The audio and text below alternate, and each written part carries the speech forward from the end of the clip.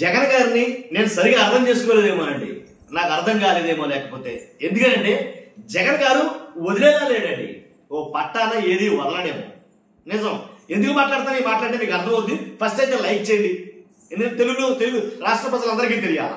మీరు లైక్ చేస్తే ఇన్ఫర్మేషన్ ఎక్కువ మంది షేర్ అవుతుంది. లైక్ చేయండి, మీ బాధ్యత. నాకు కూడా మోటివేషన్ ఉంటుంది. కొత్తగా ఈ ఛానల్ ఎవరైనా చూస్తే పక్కగా సబ్స్క్రైబ్ చేయండి. మీ అమూల్యమైన అభిప్రాయాన్ని కామెంట్ రూపంలో తెలియజేయండి. జగన్ గారు అంటే ఏంటో నేను అర్థం చేసుకోలేదేమో, ఎందుకంటే జగన్ గారు వదిలేలా లేడు. అసలు రాజకీయ నాయకుడు అంటే ఎలా ఉండాలి, ఏ అంటగా గొడుగు పట్టేలా ఉండాలి.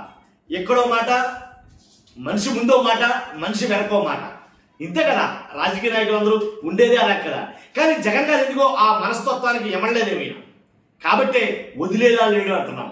ఏం వదలడు, ఎవరిని వదలడు అని అంటే కనుక ఇప్పటికే కూడా ప్రతి మీటింగ్లోనూ ఆయన మాట్లాడుతున్న ప్రతి ప్రెస్ మీట్లోనూ ఖచ్చితంగా ఒక మాట అయితే ఉంటుంది.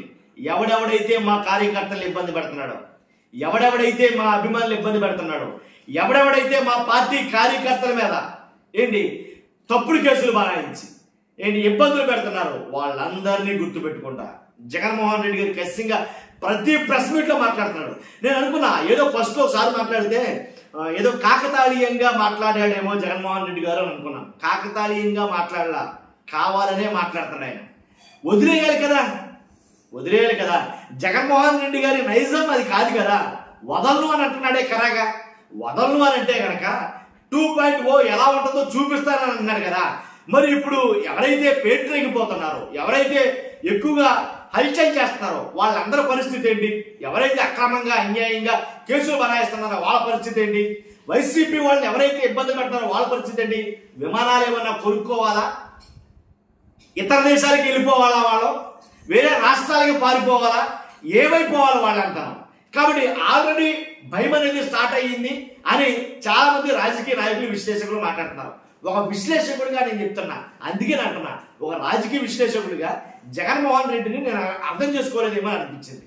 ఎందుకంటే సౌమ్యుడు, సాదాగా ఉండే వ్యక్తి ఇలా మాట్లాడడం నేను ఇంతకుముందు చూడలా. కానీ ఇప్పుడైతే కనుక ఖచ్చితంగా జవాబు ఇస్తానని అంటున్నాడు. ఎక్కడికి వెళ్తే అందుకనే ఫ్లైట్ కొనుక్కోవాలా, ఇంటి వాళ్ళు సప్త సముద్రాల అవతలంలో తీసుకొస్తాను అని అంటున్నాడు. కాబట్టి అందుకనేమో మంత్రులు ఎవరు కూడా, కోటయ్య మంత్రులు ఎవరు కూడా అసలు జగన్మోహన్ రెడ్డి గారి గురించి, ఆయన పనుల గురించి, ఆయన ప్రెస్ మీట్ల గురించి ఎందుకని కౌంటర్ ఇవ్వలేకపోతారని చంద్రబాబు నాయుడు గారు వాళ్ళ మంత్రులందరినీ తిడుతున్నాడు. ఆయన మంత్రులందరినీ కనీసం కౌంటర్ ఇవ్వాలి కదా. మీరు ఎందుకని మాట్లాడటం లేదు మీరు?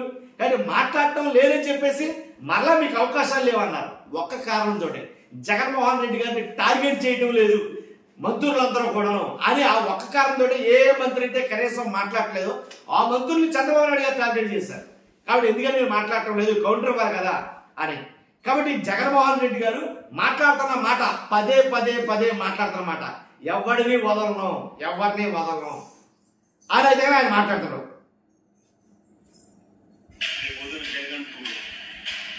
ఎవడెవడైతే అన్యాయం చేసినాడు, ఎవడెవడైతే అధికారాన్ని దుర్వినియోగం చేసినాడు, ఎవడెవడైతే అన్యాయంగా మనుషులు చిత్రహించారు, వాళ్ళందరినీ కూడా చట్టం మీద చట్టం తన ఫలితాలు చేసుకోవాలి. అది విన్నా కదా. ఎవడెవడైతే ఏం లేదు, ఇక మొత్తం ఆ మాట బట్టి వదిలిపెట్టలేదు ఆయన. అందు గురించి నేను వీడియో చేయను. అంటే రాజకీయ నాయకుడు ఒకసారి ఏదో కోపంలోనో దేంట్లోనో మాట్లాడిస్తుంటాడు కదా ఆయన. ఆ మాట్లాడిన తర్వాత ఇంకా అది వదిలిపెట్టి వచ్చాడంటే ప్రతి ప్రెస్ మీట్లో మీరు నోటీస్ చేయొచ్చు. ఖచ్చితంగా నేను చెప్పింది సామాన్యంగా చెప్పట్లా. ప్రతి ప్రెస్ మీట్లో ఆయన మాట మాట్లాడుతూనే ఉన్నాడు. కాబట్టి మీరు అర్థం చేసుకోవచ్చు, క్రాస్ చెక్ చేసుకోవచ్చు. ఖచ్చితంగా రీసెంట్ గా జరిగిన మీటింగ్ ఇది, ప్రెస్ మీట్ ఇది. అండ్ ఒక మీటింగ్ ఇది, ప్రెస్ మీట్ కూడా కాదు.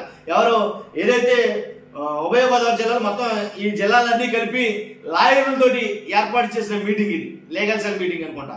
ఆ మీటింగ్ లో కూడా ఆయన మాట్లాడుతూనే ఉన్నాడు కానీ ఖచ్చితంగా మా కార్యకర్తలు. ఇంతకు ముందు అలా మాట్లాడే విధానం లేదు ఆయన దగ్గర.